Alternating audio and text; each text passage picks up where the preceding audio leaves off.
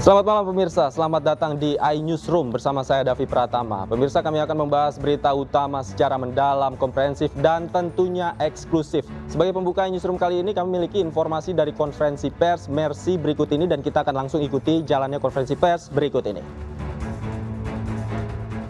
Mengklarifikasi bahwa sekitar jam 6 kurang 30 ya, atau jam 5:30 kami mendapatkan kontak dari sumber kami dan kami juga langsung bisa berkomunikasi dengan salah seorang relawan yaitu Saudara Reza, dan kami menanyakan informasi mereka dan kami sempat berbicara dengan mereka, dan Reza mengatakan bahwa sekarang mereka bertiga ada di RSI Gaza, ya, di Gaza di Beit Lahia, dalam kondisi yang sehat dan selamat, dan sekarang lagi menunggu proses evakuasi ke selatan.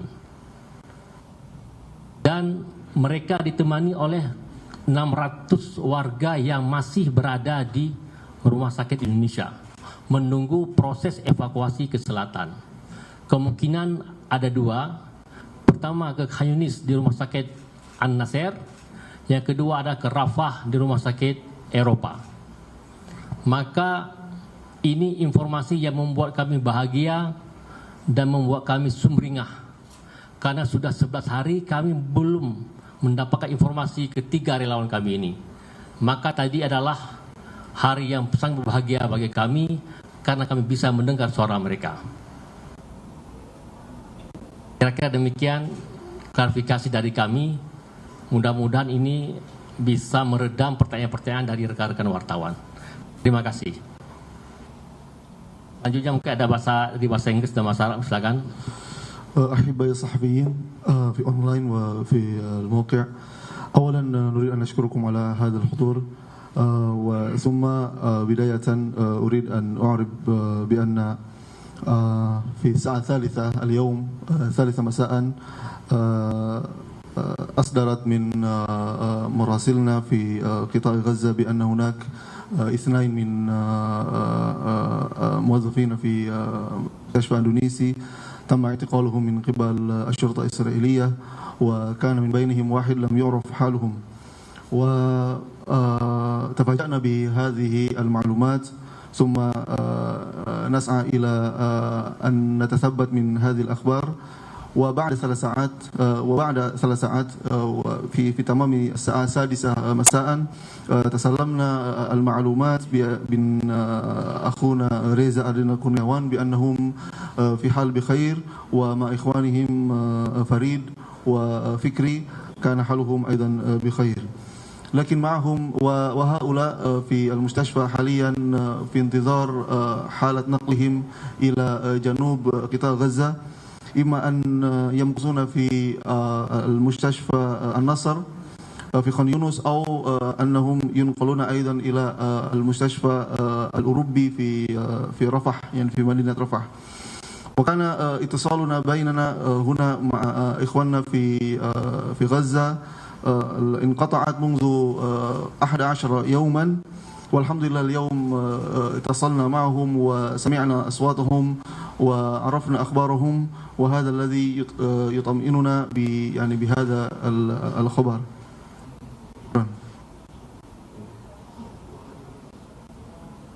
Terima kasih. Ada yang mau ditanyakan?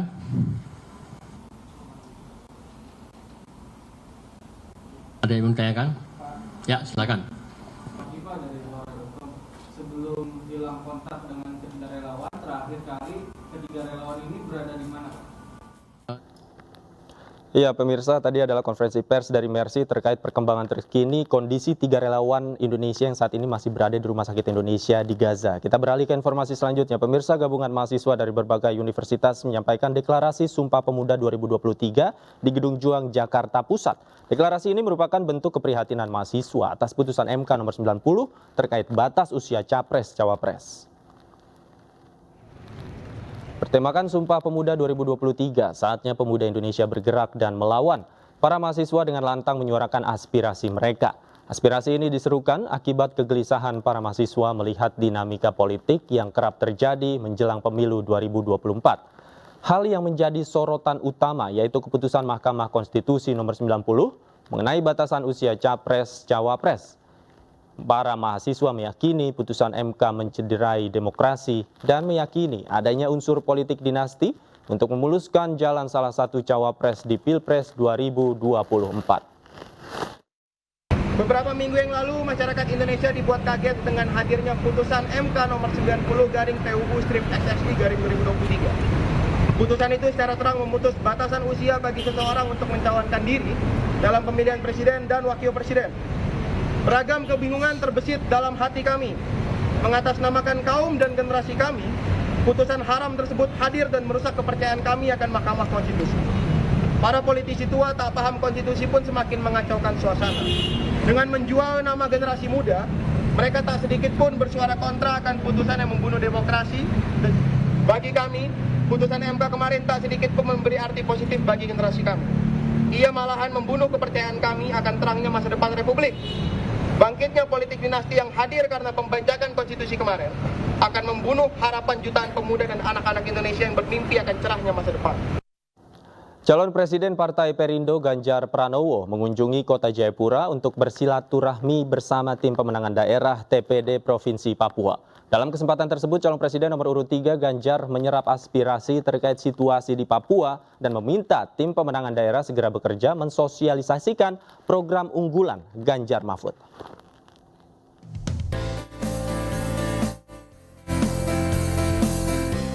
Calon Presiden Ganjar Pranowo tiba di Kota Jayapura dan disambut langsung Ketua Bapilu DPD PDI Perjuangan Papua, Ben-Hur Tomimano, beserta seluruh pimpinan partai koalisi pengusung. Ganjar menyerap aspirasi dari para TPD Provinsi Papua. Mayoritas aspirasi yang disampaikan mengenai akses pendidikan yang belum merata di bumi cendrawasih. Padahal menurut Ganjar, sumber daya alam, kemaritiman, dan pariwisata yang ada di Papua sudah baik. Namun akses pendidikan belum terjangkau di semua wilayah. Calon Presiden nomor urut 3 ini pun mengaku sudah mendapatkan data mengenai kurangnya akses pendidikan di Papua. Ganjar berjanji akan mencarikan solusi agar persoalan sumber daya manusia yang ada di Papua bisa teratasi. Terbentuknya tim pemenangan daerah diharapkan dapat bekerja maksimal mensosialisasikan program unggulan Ganjar Mahfud. Ada dua hal tadi yang disampaikan terkait dengan persiapan TPD dan komunikasi daerah dengan pusat, dan sudah disepakati nanti akan ada pola-pola komunikasi yang sudah disiapkan. Kami senang karena dari partai pengusung, dari relawan di sini sudah siap. Mereka tadi minta diresmikan, saya bilang resmikannya sekarang aja, langsung kerja. Nah, kita akan sharing beberapa data sampai titik-titik yang penting. Tapi yang kedua yang bagus adalah terkait dengan apa yang menjadi aspirasi mereka. Lagi-lagi dari soal pendidikan, soal sumber daya yang ada di sini, baik kehutanan, terus kemudian sumber daya alamnya, termasuk kemaritiman pariwisatanya umpama, tadi disampaikan. Lautnya juga menjadi potensi yang luar biasa, tapi akses pendidikan yang mereka harapkan bisa menjangkau ke anak-anak. Tapi Bapak Ganjar sudah teruji. Marilah saya mengajak kita tim koalisi bekerja dengan sungguh-sungguh untuk memenangkan Ganjar Mahfud di 2024. Bersama tim pemenangan daerah, warga Papua antusias memenangkan Ganjar Mahfud sebagai Presiden dan Wakil Presiden tahun 2024. Dari Kota Jayapura, Papua, Darul Mutakin, iNews melaporkan. Penegakan hukum yang jujur dan adil menjadi fokus utama pasangan Capres-Cawapres nomor urut 3 Ganjar Pranowo Mahfud MD. Wawasan dalam menghadapi tantangan hukum di Indonesia ini dipaparkan dan menjadi fokus Menko Polhukam yang juga Cawapres 2024 Mahfud MD dalam MNC Forum ke-73.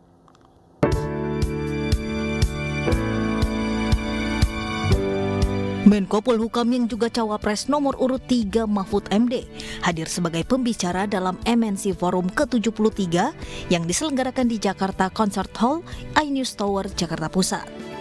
Mengusung tema penegakan hukum, Jembatan Menuju Indonesia Emas 2045, Mahfud MD berbagi pandangan dan ragam persoalan hukum yang masih dihadapi di Indonesia sampai saat ini. Kalau saya yang dipercaya menangani ini, kita fokus ke penegaknya dulu. Ya, karena sebenarnya orang itu ingin bekerja baik-baik saja semuanya yang saya datangi. Buktinya hari ini saya juga datang semangat untuk penegakan hukum itu luar biasa dari forum di MNC Group ini. Ya, jadi ya apa yang disampaikan tadi juga sangat bagus, semua puas. Dan kita sangat berharap ya beliau jadilah Wakil Presiden. Karena kita Indonesia kalau mau bagus, penegakan hukum, pemberantasan korupsi itu harus betul-betul berjalan dengan baik, dalam arti yang sesungguhnya. Eksekutif Chairman MNC Group Haritanu Sudipyo juga berbicara dalam sesi penutup forum dengan harapan ekosistem MNC Group semakin memahami pentingnya keadilan dan kejujuran dalam bekerja. Dari Jakarta, Esra Ambarita, Fakih Satrio Damar Wicaksono, iNews melaporkan. Pemirsa, struktur tim pemenangan nasional Ganjar Mahfud telah siap menuju kampanye yang secara resmi akan digelar pada 28 November 2023 mendatang. TPN Ganjar Mahfud menegaskan akan mengawali proses demokrasi dengan cara yang benar dan jujur.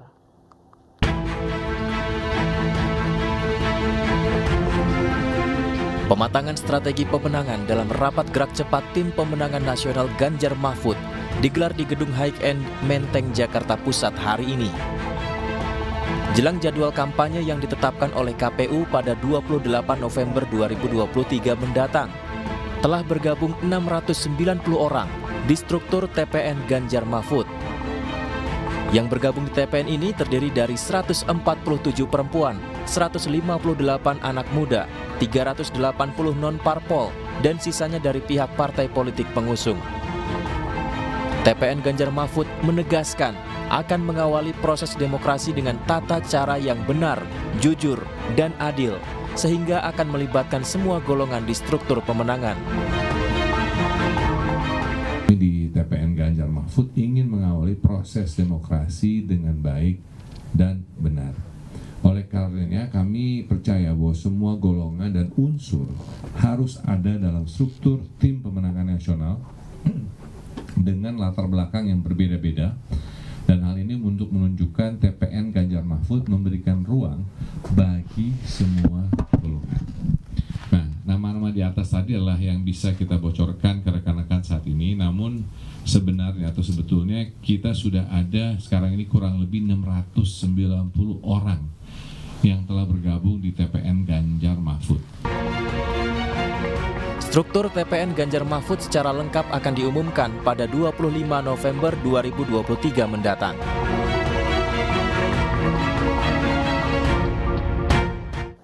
Acara silaturahmi nasional perangkat desa diduga secara gamblang mendukung Prabowo Gibran. Jangan kemana-mana pemirsa, iNewsroom segera kembali.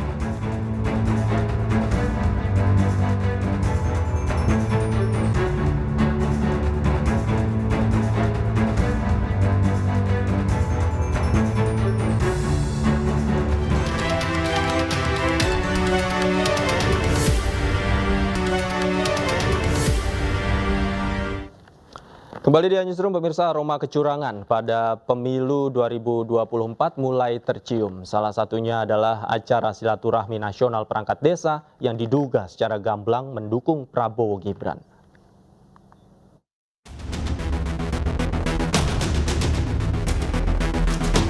Acara silaturahmi nasional perangkat desa yang dihadiri oleh Prabowo Gibran berbuntut panjang. Tim pemenangan nasional Ganjar Mahfud mencium aroma pelanggaran pada acara yang digelar pada 19 November yang lalu. Mobilisasi perangkat desa yang dilakukan pada acara tersebut secara nyata melanggar prinsip netralitas aparatur sipil negara. Pasalnya dalam acara itu perangkat desa dinilai tendensius mendukung pasangan calon Prabowo Gibran. TPN Ganjar Mahfud tengah melakukan investigasi dan akan melaporkan acara itu ke Bawaslu. Laporan yang akan diajukan terkait dugaan ketidaknetralan aparatur perangkat desa. Nah, ini tanda pengenalan seperti ini. Ya. Jadi tanda pengenal itu ada tulisan Desa Bersatu, Deklarasi Nasional Desa Bersatu untuk Indonesia Maju, dan kemudian ada foto Capres dan Cawapres Prabowo Subianto dan Gibran Rakabuming Raka. Kalau kepala desa dan perangkat desa, mereka yang mengorganize pertemuan itu ingin bersikap netral. Hal senada disampaikan oleh Menteri Desa Pembangunan Daerah Tertinggal dan Transmigrasi.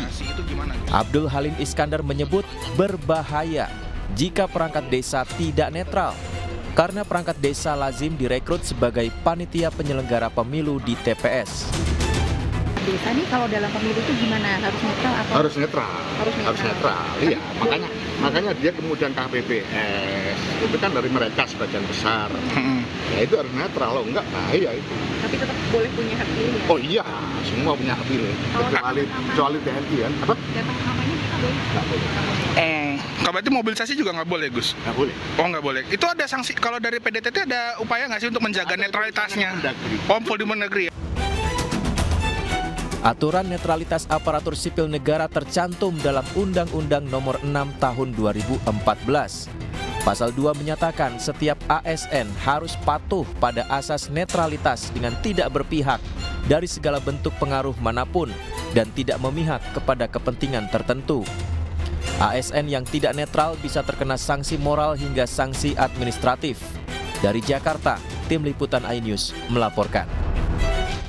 Acara Desa Bersatu tuai polemik. Kehadiran Cawapres Gibran Rakabuming dan diduga dukungan abdesi terhadap pasangan nomor 2 tersebut menuai kritik tajam. Potensi pelanggaran pun menguat ke permukaan dan kita akan membahas terkait polemik tersebut. Sudah hadir bersama kami di studio Ketua Abdesi Arifin Abdul Majid. Selamat malam, Bang Arifin. Malam. Apa kabar?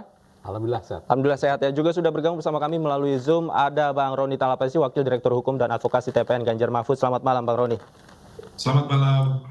Oke, saya pertama untuk mengetahui konteks ini saya ke Bang Roni terlebih dahulu. Bang Roni, Anda berniat untuk melaporkan acara perangkat desa kemarin ke Bawaslu. Sebenarnya apa saja temuan Anda? Ya, begini ya. Ini yang perlu kita sampaikan kepada publik bahwa pada saat ini kan kita dalam fase sudah masuk tahapan pemilu ya. Ya. Tentunya dalam bicara soal tahapan pemilu ini kita mengacu terhadap Undang-Undang Pemilu. Kalau sudah diatur di dalam Undang-Undang Nomor 7 2017, Pasal 280, 282, dan juga pun ada sanksinya bahwa sudah sangat jelas di situ dijelaskan aparat desa, perangkat desa dilarang untuk mengikuti kampanye. Untuk bicara garis besar. Kemudian kan kalau yang kemarin acara kemarin itu dari kami dari tim TPN Ganjar Mahfud sangat menyayangkan. Kenapa bisa terjadi? Karena kita lihat bahwa sudah banyak yang tersebar di sosial media bagaimana ada undangan, kemudian ada nentek, kemudian juga pun di dalam LED di situ dijelaskan bahwa sambutan dari Cawapres, kemudian juga pun ada baju yang menjelaskan paslon 02 dan juga pun ada video. Jadi ini sebenarnya sudah tersebar luas di masyarakat. Tentunya dalam hal ini kami sebagai paslon dari Ganjar Mahfud yang sangat menghormati undang-undang yang mengikuti peraturan, yang mengikuti aturan main, tentunya kita juga dalam hal ini melihat bahwa di sini adanya dugaan pelanggaran. Dan melihat bahwa proses demokrasi yang sudah terjadi ini harus kita jaga bersama, dan juga pun kita harus mengedukasi juga kepada masyarakat bahwa ada aturan main loh yang seperti ini, supaya juga pun hal-hal seperti ini tidak terjadi. Dan kemudian juga pun kalau proses demokrasi yang kita inginkan berjalan riang gembira tentunya sesuai dengan aturan dan undang-undang. Jadi Baik, saya garis bawahi, artinya Anda menduga ada pelanggaran pada acara tersebut Pak ya, khususnya terkait netralitas ASN ya. Oke, saya langsung ke Pak Arifin. Pak Arifin, sebagai Ketua Abdesi, sebenarnya kemarin Anda hadir di sana dan seperti apa? Saya tidak hadir waktu itu. Kenapa tidak hadir Pak? Bisa dijelaskan, Abdesi ini seperti apa? Yang pertama, Saya tidak diberitahu dan saya juga kalau diberitahu akan berpikir 2 kali. Kalau kontaknya itu kontak kepada dukung-mendukung. Karena abdesi sesuai dengan anggaran dasar dan rumah tangga itulah bersifat independen. Oke. Tidak boleh untuk ikut dalam politik praktis. Apapun yang dilakukan oleh anggota abdesi, kebetulan anggota abdesi itu adalah kepala desa dan perangkat desa, baik yang aktif maupun yang pura bakti. Ini kan yang paling banyak kan yang aktif dan dari kepala desa dan perangkat desa itu anggota abdesi. Nah disitulah yang tidak diperkenankan abdesi itu masuk kepada ranah politik praktis. Di antaranya ikut dukung-mendukung baik calon legislatif maupun calon presiden. Jadi yang hadir kemarin siapa Pak? Bapak tidak mengetahui? Saya tidak mengetahui, tapi saya tahu itu dari teman-teman media dan teman-teman daerah yang menyatakan, loh di situ ada nama abdesi, ada logo abdesi di backdrop itu, di acara. Ternyata di situ ada teman-teman yang boleh dikatakan orang-orang kepala desa dan perangkat desa yang hadir di situ. Ada juga yang menamakan atas nama abdesi. Nah, sayalah kami ya dari abdesi yang benar-benar memiliki legalitas yang formal sesuai dengan SK Kemenkumham. Kami adalah abdesi yang berbadan hukum dan kebetulan nama abdesi dan logo abdesi ini yang saya pakai ini sudah dikuatkan oleh Haki ya, mendapatkan sertifikat merek dari Kemenkumham yang kemarin dikeluarkan bulan Mei tahun 2023. Oke, artinya maksud Anda perangkat desa yang kemarin yang mengatasnamakan abdesi di sana bodong, artinya tidak memiliki legalitas? Sia kalau lihat secara aspek hukumnya itu nggak memiliki, karena tidak mungkin ada ganda kepengurusan. Biarpun mereka itu mengatasnamakan abdesi, coba lihat dulu mereka itu abdesi itu dasarnya apa. Kalau Kemenkumham tidak mungkin. Kalau mereka menggunakan SKT dari Polpum, pertimbangkan lagi. Kebetulan kami itu salah satu pendiri abdesi tahun 2005 yang dideklarasikan di Jakarta tanggal 17 Mei 2005 di depan Notaris Rosita Sianifar SHMKN.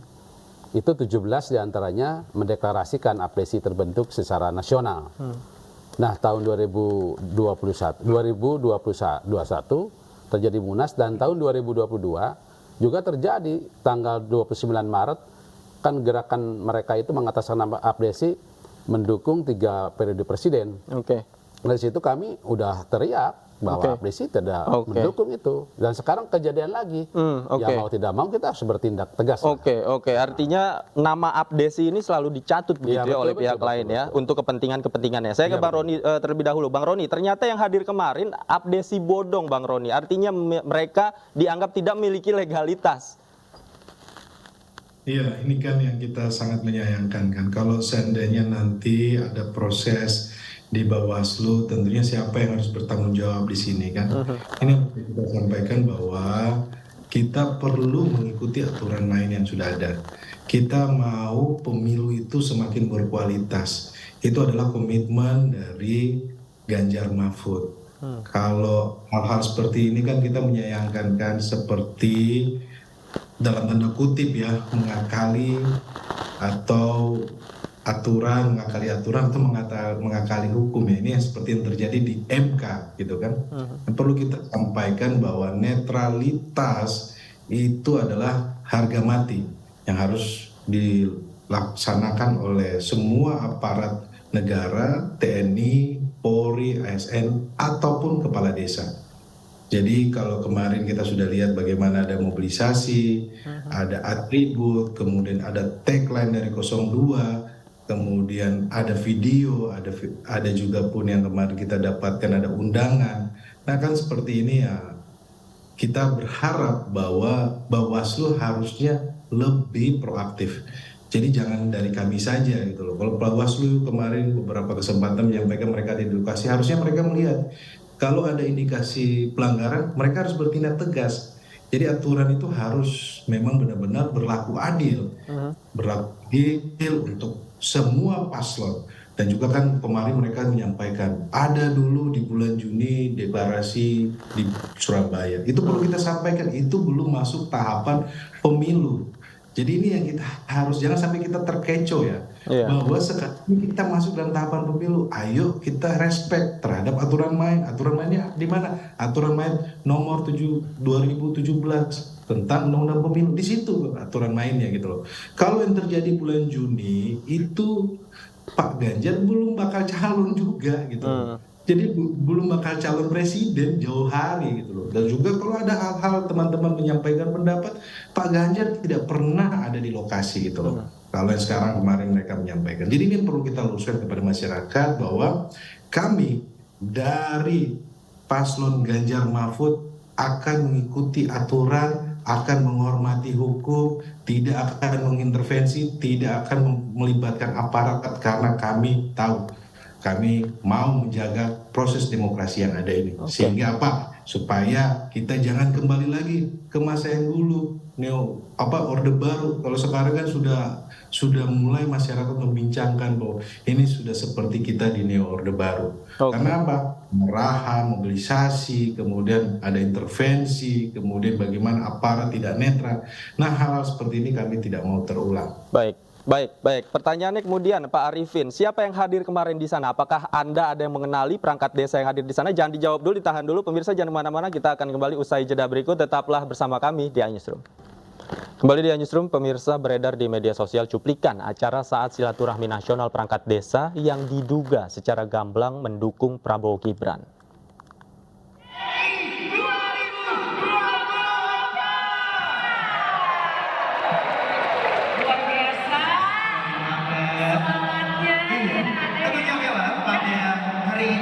Mereka hadir dengan tujuan yang baik, yang mulia, untuk menyatukan visi-misi dan juga semangat semuanya. Dan juga dukungan. Ya, tentunya untuk Bapak Prabowo dan Mas Gibran. Jangan lupa ya. Nomor berapa? 2. Nomor berapa? Coba tanyakan sekali lagi, nomor berapa? Ya pemirsa, kita lanjutkan diskusi kita bersama dengan Pak Arifin dan Bang Roni. Saya ke Pak Arifin. Pak Arifin, ada yang kenal gak tadi dengan yang hadir pada deklarasi tersebut? Ada yang kenal. Ada yang kenal. Ya. Artinya mereka ini betul perangkat desa? Iya masih. Di bawah abdesi kepengurusan Anda? Oh bukan. Bukan. Tapi mereka perangkat desa betul ya? Iya. Oke. Aparatur desa. Oke. Kenapa kemudian nama abdesi ini jadi dalam tanda kutip diikut-ikutan atau menempel lah pada perangkat desa yang bukan kepengurusan Anda? Iya. Karena mereka itu sejak lama itu memang orang abdesi. Orang abdesi sejak tahun 2005 lah ya, bertahap tiap-tiap periode kan ada. Tapi yang menjadikan pendiri sejak 2005 tidak ada. Tinggal saya sendiri. Ya, mereka itu pengurus biasa, tapi mereka punya legalitasnya itu tadi SKT dari Polpum Kementerian Dalam Negeri. Jadi mereka menggunakan namanya di situ, padahal di nama organisasinya Dewan Pimpinan Pusat Asosiasi Pemerintah Desa Seluruh Indonesia, disingkatnya DPP Abdesi, itu dalam SKT Polpum. Tapi dia selalu menggunakan di punggungnya atau logonya nama abdesi. Artinya logo yang sama digunakan, dicatut? Itu karena mereka sama-sama abdesi dulunya. Cuma kan setelah 2016 itu abdesi kan sudah pecah. Kami mendirikan yang berbadan hukum. Namanya ternyata kami bisa daftarkan dan dapat diterima oleh Kementerian Hukum dan HAM. Maka kami dapatkan SK Kemenkum melalui notaris waktu itu. Sudah ada upaya hukum yang Anda lakukan terkait pencatutan-pencatutan karena ini udah beberapa kali kami sampaikan baik media maupun surat dan informasi ke beberapa teman-teman di daerah, ya ternyata masih menggunakan abdesi karena mereka masih keras kami memiliki nama abdesi tadi. Nah makanya ini kejadian ini mungkin sudah klimak ya. Udah harus kami lakukan upaya hukum supaya jangan sampai jadi salah kaprah organisasi itu dimanfaatkan hanya untuk sebuah kepentingan. Ini sayang sekali. Kita malu lah dengan oleh masyarakat bahwa kita sebagai contoh solidar dan sebagai gitu.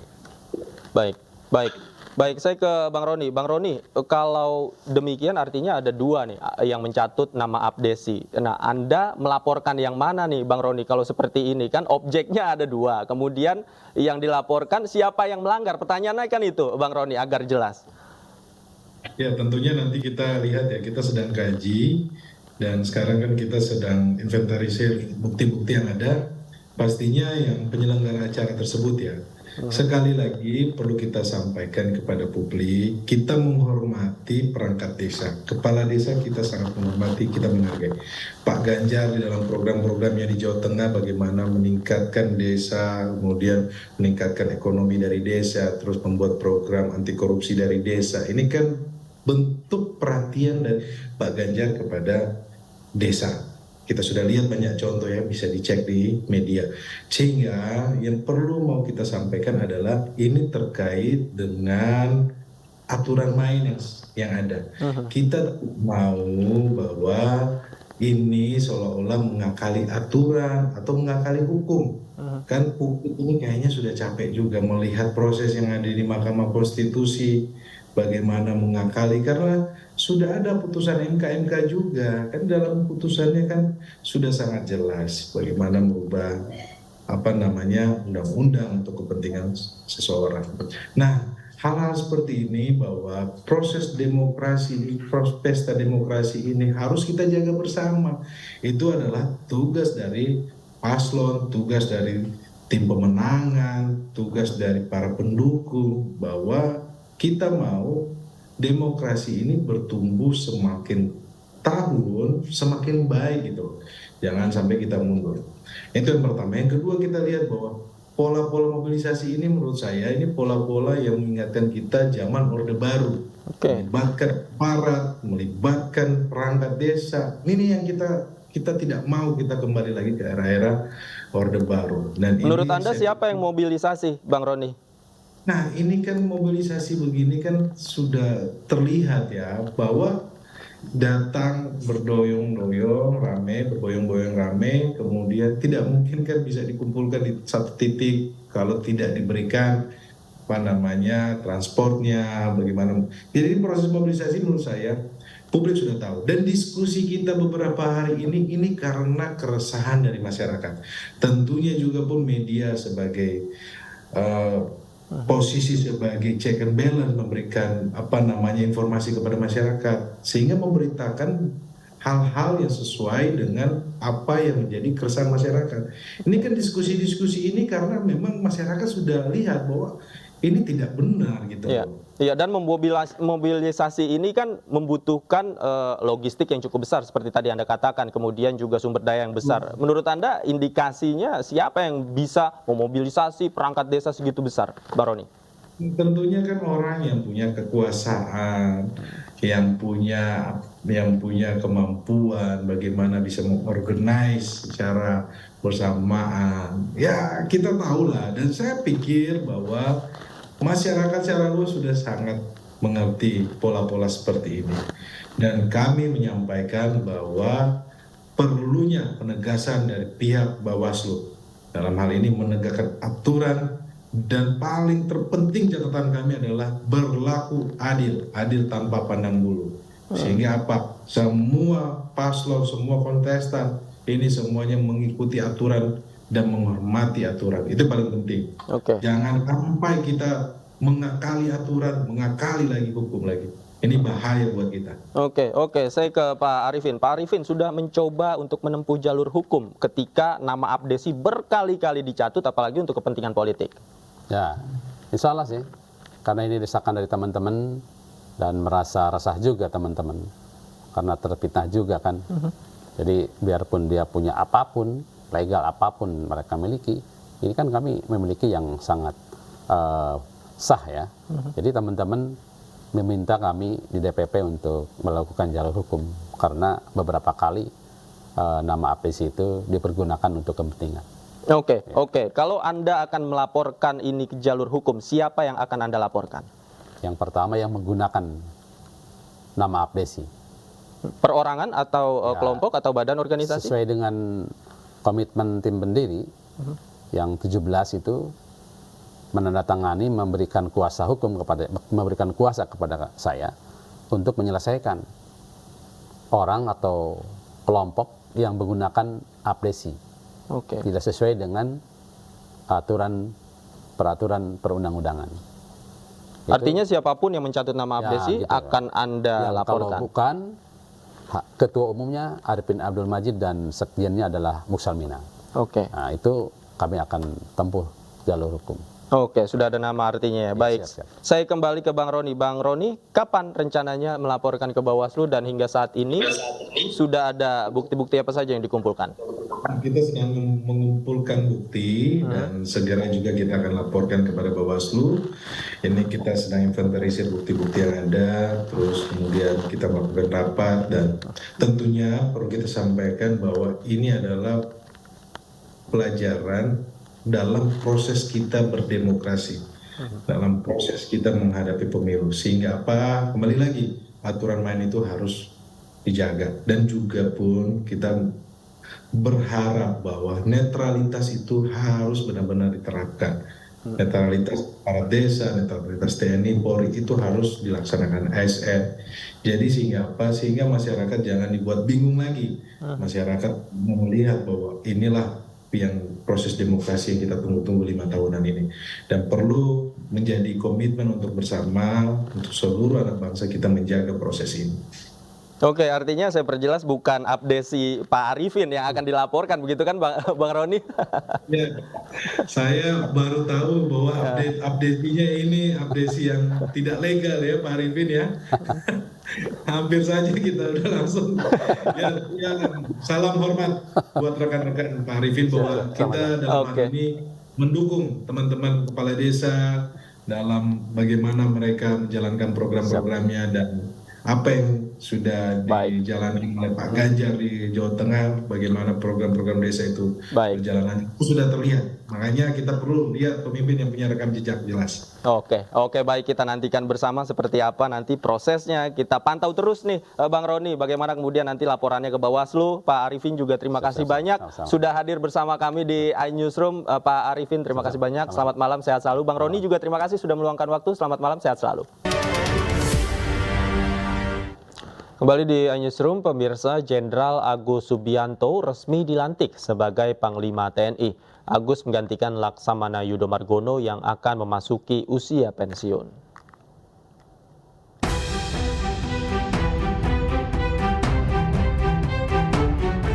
Presiden Joko Widodo melantik Jenderal Agus Subianto sebagai Panglima TNI di Istana Negara. Agus menggantikan Laksamana Yudo Margono yang akan memasuki usia pensiun. Dalam acara upacara pengangkatan tersebut dihadiri sejumlah petinggi TNI hingga Menteri Kabinet Indonesia Maju. Pelantikan diawali dengan pembacaan keputusan Presiden atau Kepres yang dilanjutkan dengan pengucapan sumpah jabatan. Sebelumnya, Komisi 1 DPR RI menyepakati Jenderal Agus Subianto sebagai Panglima TNI baru usai menjalani uji kelayakan dan kepatutan yang digelar pada pekan lalu. Dalam keterangan persnya, Jenderal Agus mengatakan akan menjamin netralitas TNI di pemilu 2024. Pembuatan posko pengaduan, jadi nanti di wilayah-wilayah ada posko pengaduan apabila ada oknum TNI yang tidak netral itu bisa dilaporkan ke pos-pos tersebut. Jenderal Agus Subianto saat ini berusia 56 tahun, merupakan lulusan Akmil tahun 1991. Sebelumnya, Agus menjabat sebagai Kepala Staf Angkatan Darat dan di tahun 2022 menjabat sebagai Wakasat. Agus juga sempat menjabat sebagai Panglima 3 Siliwangi serta Dandim 0735 Surakarta saat Jokowi menjadi Wali Kota Surakarta. Tim Liputan iNews melaporkan.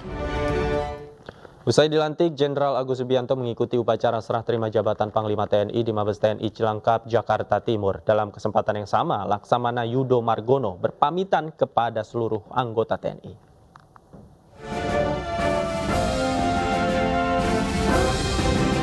Usai dilantik sebagai Panglima TNI, Jenderal Agus Subianto mengikuti upacara serah terima jabatan Panglima TNI di Mabes TNI Cilangkap, Jakarta Timur. Secara resmi, Laksamana Yudo Margono menyerahkan tongkat komando Panglima TNI kepada Jenderal Agus Subianto. Prosesi serah terima jabatan Panglima TNI dilakukan melalui penyerahan simbolis penghormatan dan penyerahan Panji TNI, Tridharma Eka Karma, serta penandatanganan naskah sertijab. Mohon pamit, dan tentunya saya juga menitipkan supaya TNI tetap profesional, modern dan tangguh dalam menjaga kedaulatan negara Republik Indonesia yang kita cintai bersama ini. Ya, saya kira itu, dan mohon maaf apabila ada hal-hal yang kekurangan maupun tidak berkenan selama saya melaksanakan tugas sebagai Panglima TNI. Jenderal Agus Subianto disetujui sebagai Panglima TNI melalui rapat paripurna DPR setelah menjalani uji kepatutan dan kelayakan. Sementara Laksamana Yudo Margono memasuki masa purna tugas pada 26 November 2023. Dari Jakarta, Tim Liputan iNews melaporkan. Pemirsa, Dirjen Pelaksana Haji dan Umroh Kementerian Agama mengumumkan hasil godokan internal terkait biaya haji pada tahun 1445 Hijriah atau 2024 Masehi sebesar 94,3 juta rupiah. Namun angka yang diusulkan tersebut masih dapat penolakan dari berbagai fraksi lantaran dinilai masih memberatkan masyarakat.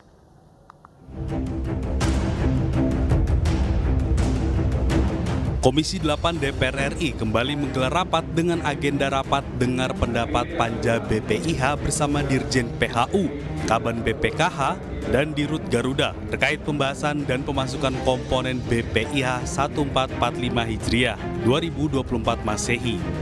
Saat ini Direktorat Jenderal Penyelenggara Haji dan Umroh PHU mengumumkan hasil biaya haji tahun 2024 sebesar 94,3 juta rupiah. Angka tersebut turun sebesar 10,8 juta rupiah dari biaya yang sempat diajukan oleh Kementerian Agama sebesar 105 juta rupiah untuk setiap jemaah haji. Berdasarkan hasil kajian yang telah kami lakukan, biaya yang akan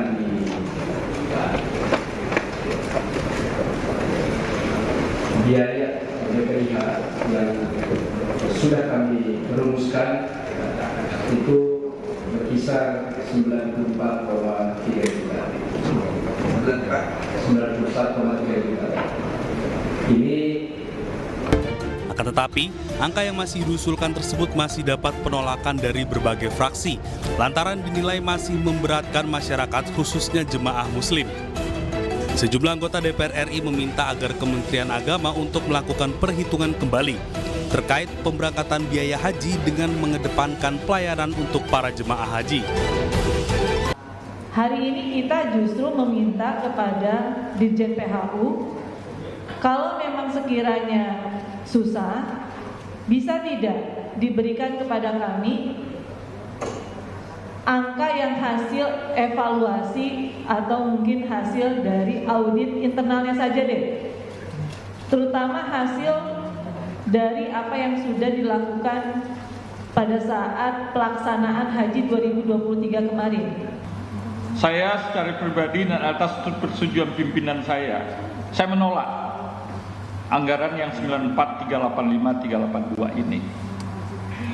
Saya minta sebagaimana yang disampaikan oleh Bu Seli tadi, saya minta supaya dilakukan lagi perhitungan-perhitungan yang cermat terhadap komponen-komponen yang berkaitan dengan biaya pemberangkatan ibadah haji ini. Sebelumnya, Kementerian Agama sempat mengusulkan biaya penyelenggaraan ibadah haji BPIH 1445 Hijriah 2024 Masehi sebesar 105 juta rupiah per jamaah. Hal tersebut justru mendapatkan penolakan lantaran dapat memberatkan masyarakat khususnya bagi warga muslim Indonesia yang akan berangkat ke Tanah Suci. Dari Jakarta, Rian Rahman, Wildan Aulia, iNews melaporkan. Angka penipuan sewa mobil yang merugikan artis Jessica Iskandar, Christopher Stefanus Budianto resmi ditahan. Kami segera kembali, tetaplah di iNewsroom.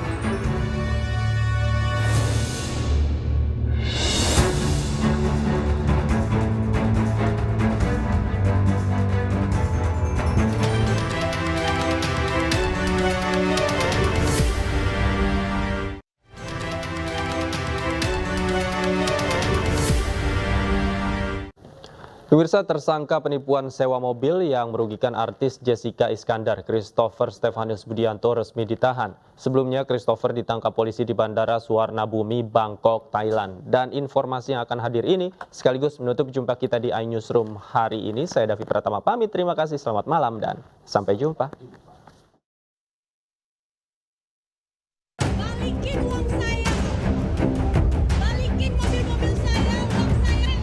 Setelah menjalani serangkaian pemeriksaan, tersangka penipuan sewa mobil yang merugikan artis Jessica Iskandar, Christopher Stefanus Budianto, resmi ditahan di rutan Polda Metro Jaya. Sebelumnya Christopher tiba di Bandara Soekarno-Hatta, Tangerang, Banten, digiring oleh tim Divisi Hubinter dan Polda Metro Jaya.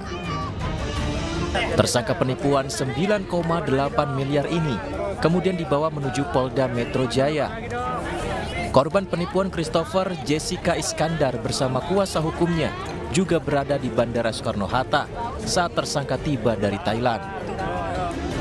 Meskipun merasa lega karena tersangka tertangkap, Jessica Iskandar mengaku emosional karena menjadi korban penipuan. Sosok yang membuat masalah ini terjadi di keluarga aku, rasanya tuh aku kayak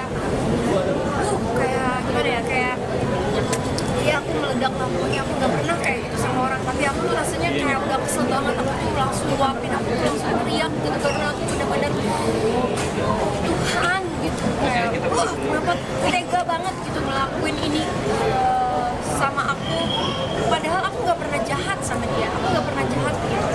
Kenapa dia bisa-bisanya tega untuk apa ya, ibaratnya menyiksa aku ya saat aku hamil, melahirkan. Wah, itu benar-benar ketemu dia lagi tuh kayak nge-flashback tuh, kayak aku tuh membuka lembaran luka yang aku udah ibaratnya berusaha aku ikhlaskan. Christopher dilaporkan oleh Jessica Iskandar atas dugaan penipuan pada Juni 2022. Christopher diduga menggelapkan uang Jessica Iskandar senilai 9,8 miliar dengan modus bisnis penyewaan mobil. Christopher Stefanus Budianto ditangkap polisi di Bandara Suwarnabhumi, Bangkok, Thailand, Selasa pukul 14.00 waktu setempat. Dari Tangerang, Banten, Hasnugara, iNews melaporkan.